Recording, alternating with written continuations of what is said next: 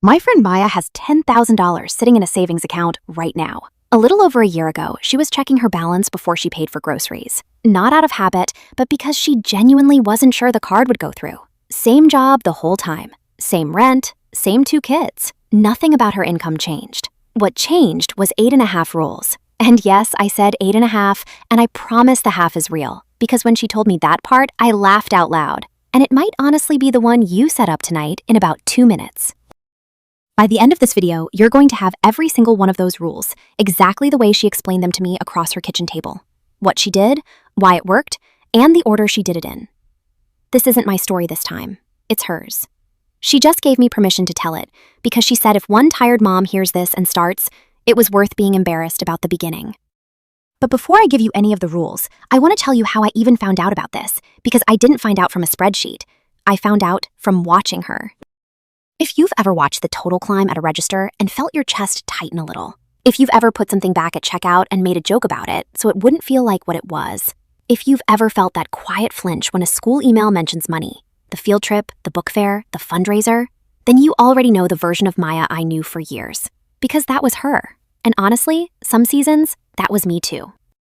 And then, over a few months, I started noticing something. We'd be at the same checkout line and she was just calm. The school sent out the summer camp form, the expensive one, and she signed her kids up without doing the math out loud first.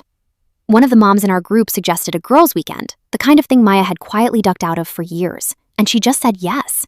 No, let me check. No joke to soften it, just yes.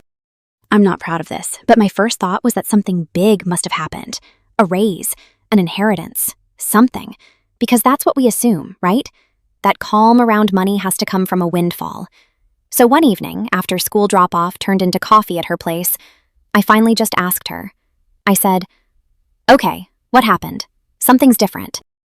And she laughed, and she pulled out her phone, and she showed me a savings account with a little over $10,000 in it. And then she said the sentence that made me go home and start writing this script. She said, "Nothing happened. That's the whole point. $10,000 of nothing happening." I'm Alora, and this is the Finance Mom HQ, where we talk about the money stuff nobody ever actually sits moms down to explain. So this video is me passing you that kitchen table conversation, as close to the way she told it as I can get. 8.5 rules. Some of them are about spending less, but the ones that surprised me most aren't about cutting anything at all. They're about seeing your money differently, and a couple of them are about permission to spend. When you hear them, I think what will surprise you most is how unimpressive each one sounds on its own.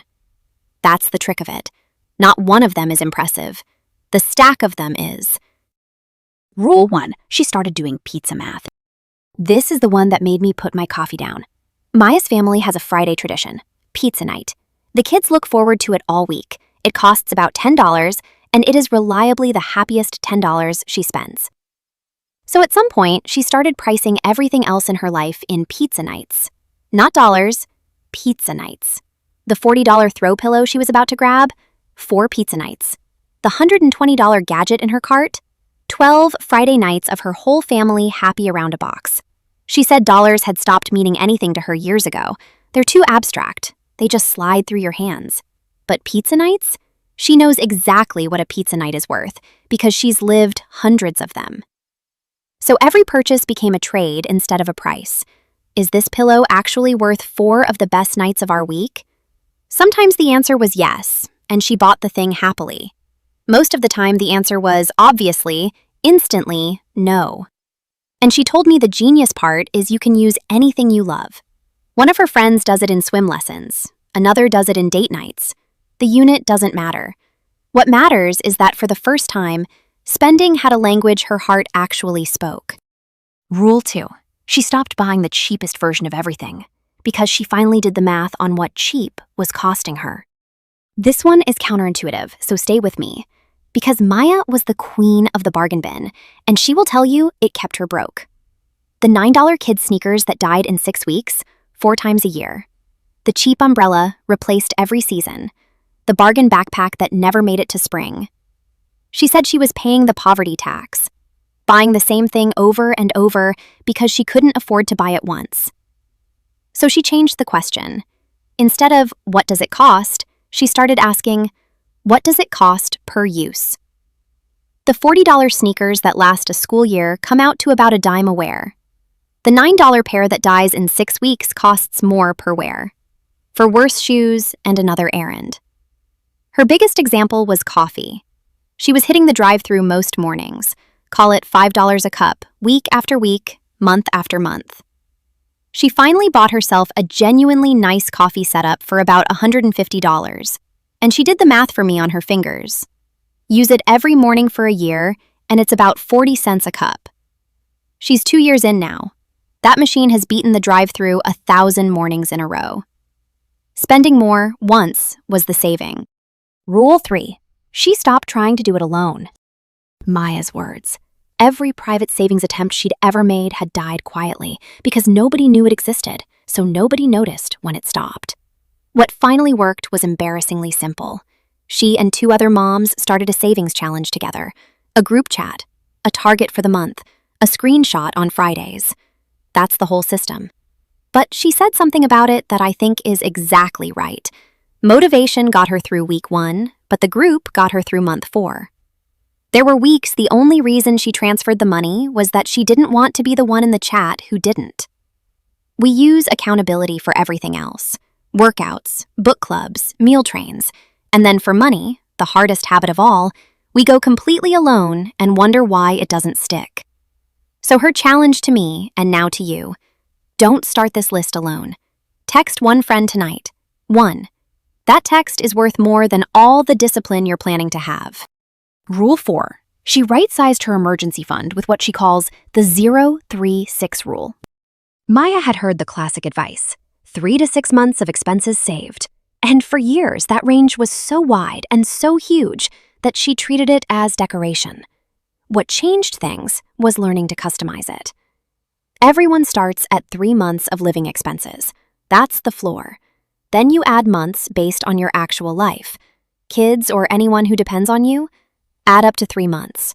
A job or industry where finding new work would be slow, or income that swings month to month, add up to 3 more. Multiple incomes in the house, or skills that get hired fast, add nothing for that part. Maya ran her own numbers for me. 3 is the floor, plus 2 for the kids, plus 1 because her hours flex with the season, 6 months for her. Her sister, no kids, steady job, working spouse, 3 months flat. And Maya said the strangest thing happened when the number became hers instead of some expert's range. It stopped feeling like a mountain and started feeling like a destination. You can't walk toward a fog bank. You can walk toward a number. Rule 5. She found out where she actually stood with 1 multiplication. This one lit a fire under her, and she warned me it might sting, and it did. There's an old benchmark from a famous wealth study. Take your age, multiply it by your household's yearly pre-tax income, divide by 10. That's roughly what your net worth could be by now if your money had been keeping pace with your life. Everything you own minus everything you owe. Around half that benchmark or less, and your wealth is lagging your income. Around double it, and you're quietly ahead of the game. Maya ran it at her kitchen table one night, and her real number wasn't even close to the benchmark. And here's what I love about her. She didn't spiral about it. She said seeing the gap in actual digits did something years of vague, I should save more, never did. It turned a feeling into a scoreboard. She wrote her real number on a sticky note inside the pantry door, and every few months she updates it. The note isn't shame. The note is a direction.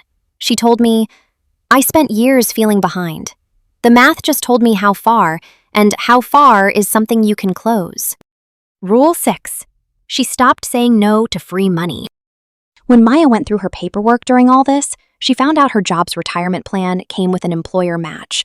Put in a percentage of your paycheck, and the company matches it, dollar for dollar, up to a limit. She had been contributing nothing, which means for years her employer had been offering her thousands of dollars a year, a standing raise, sitting on the table, and she'd been leaving it there, mostly because the enrollment form looked boring and retirement felt far away. She fixed it in 1 lunch break, 1 form. Her contribution comes out before she ever sees it. The match lands on top of it automatically, and it grows with tax advantages that money in a checking account will never see. She was almost angry telling me this part, not at the company, at the silence. Nobody had ever sat her down and said, "This is free money, take it." So consider yourself sat down. If you have a retirement plan at work, tonight, find out if there's a match. And if there is, contribute at least enough to get all of it. Of everything on this list, this is the one with literal free money attached. Rule 7, the car rule that saved her from her biggest almost mistake. Midway through her year, Maya's old car started dying, and she did what we all do, walked into a dealership just to look. She came home that day pre-approved for a payment that would have quietly eaten every habit on this list alive. What stopped her was a rule she'd picked up, 20-4-10. Put at least 20% down, finance for no more than 4 years, and keep everything the car costs you each month, payment, insurance, gas, maintenance, at or under 10% of your gross monthly income. She sat in the parking lot and ran the shiny SUV through those 3 numbers, and it failed all 3. Not closely, comically.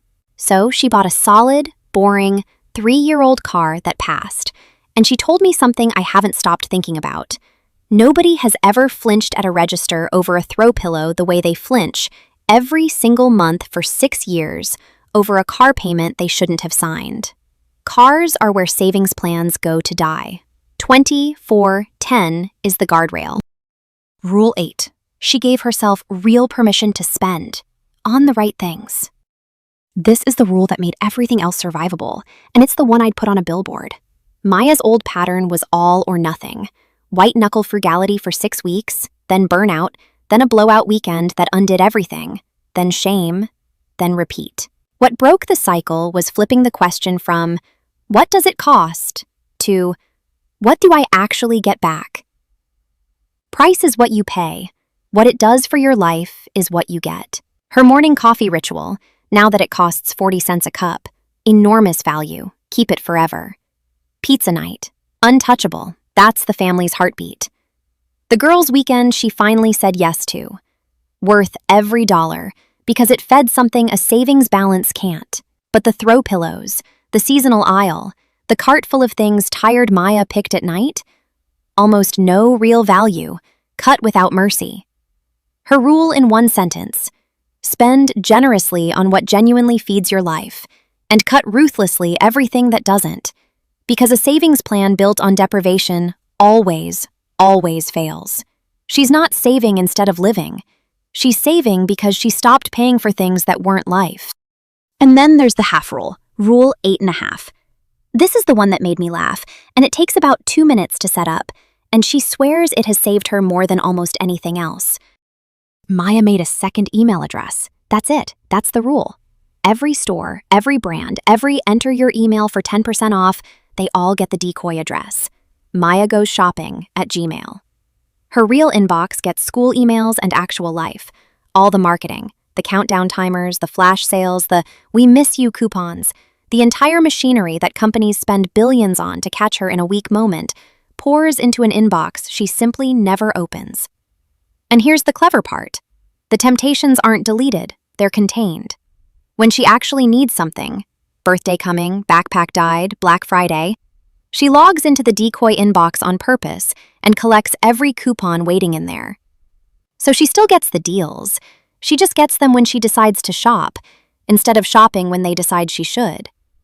It's half a rule because it's 1 form and 2 minutes, and then it defends her quietly, every single day, forever. She said, "I didn't get stronger, I just stopped standing in front of the ads." So let's lay the whole stack out, the way she laid it out for me. Price things in pizza nights, so spending speaks a language your heart understands. Buy by cost per use, not sticker price. Cheap junk on repeat is how they keep us broke. Don't save alone. One group chat outlasts all your mortgage. Build your emergency fund with 036, so the target is yours, not some expert's fog. Run the age times income scoreboard once, and let the gap give you a direction instead of a feeling. Take every cent of your employer match. It's the only free money you'll ever be offered. 24/10 on any car, no exceptions, no matter how nice it smells. Spend hard on what feeds your life, and cut hard everything that doesn't. And the half rule: give the ads a Decoy inbox and go visit the coupons on your own terms. Not one of those is impressive. Maya would be the first to say it. There's no side hustle in there, no market genius, nothing her kids ever felt except more pizza nights and better sneakers. It's a stack of small rules that all point the same direction, running quietly, for a little over a year. $10,000 of nothing happening. I asked her, before I left that evening, what the hardest part had been, expecting her to name one of the rules. She didn't. She said the hardest part was the middle. Months 3, 4, 5, when the account had maybe $800 in it, when nothing about her life looked different yet, and nobody was noticing anything. She said the beginning is exciting because it's new, and the end is exciting because it's working, but the middle is just quiet. The thing that got her through the middle wasn't willpower. It was the group chat, and the sticky note on the pantry door, and systems that kept running whether she believed in them that week or not. That's the entire reason any of this worked. And honestly, that's why I make these videos, because nobody sits moms down and tells us this stuff. We're supposed to just know it, on 5 hours of sleep, while someone asks us for a snack. That's why this channel exists. So if Maya's story is doing something for you, hit subscribe. Every mom who joins is one more mom who gets sat down and actually told. And here's the part I keep coming back to. The reason I asked her if I could tell you all of this. The money is real, and the money matters. But the thing I noticed first wasn't the money. It was the calm. It was watching a friend stop flinching. That balance bought her groceries without a held breath, a yes to the girls' weekend, a signature on the camp form without parking lot math. That's what was actually for sale this whole time. I'll tell you what I did with it too, because I don't want to pretend I just collected a nice story and drove home. That same night, I made our Decoy shopping email, 2 minutes, exactly like she said, and unsubscribed my real inbox down to silence. David checked his match at work the next morning, and I'm not going to tell you how much free money we'd been leaving on that table, because I have a reputation to protect on this channel. And our grocery run last week, I caught myself pricing a gadget in pizza nights, out loud in the aisle, like a crazy person. 3.5 pizza nights. I put it back. Ethan never knew what he was almost owed. So here's my question for you, and I genuinely want to know. Out of all 8.5, which rule could you start this week? Not the whole stack. 1. Drop it in the comments because Maya reads them now. I told her I was making this video, and she said the only payment she wants is to see which rule gets picked first. I'm Alora. This is the Finance Mom HQ. Raising kids and retirement funds. Go take care of both, and I'll see you in the next one.